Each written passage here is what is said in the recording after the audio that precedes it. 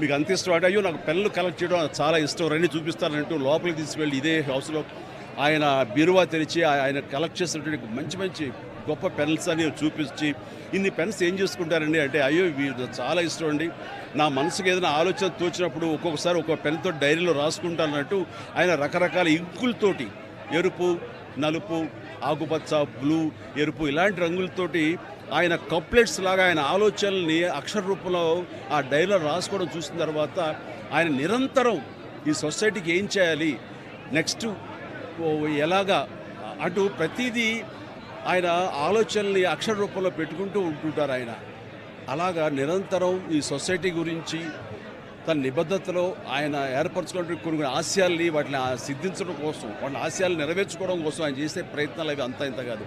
ఆ రకంగా ఆయనలో ఆ రోజున అంత అబ్బురపడిపోయినటువంటి ఆ చిన్న పసి బాలుని కూడా నేను చూడగలిగాను. ఇట్లా ఈ రోజున ఆయన లేరు మనకు అన్నది ఒక తీరని లోటు.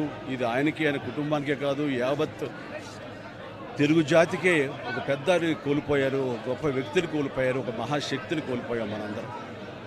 ఈ సందర్భంగా ఆయన ఎక్కడున్నా సరే ఆ స్వర్గంలో ఉంటారు, మన దరిదాపులోనే ఉంటారు, మన దగ్గరే ఉంటారు, మనకు తోడుగా ఉంటారు. ఆయన ఆత్మకు శాంతి చేకూరాలని వాళ్ళ కుటుంబ సభ్యులకి, వారి సిబ్బందికి, వాళ్ళ అనుయాయులకి, ప్రతి ఒక్కరికి నా యొక్క ప్రగాఢ సానుభూతిని తెలియజేస్తున్నాను.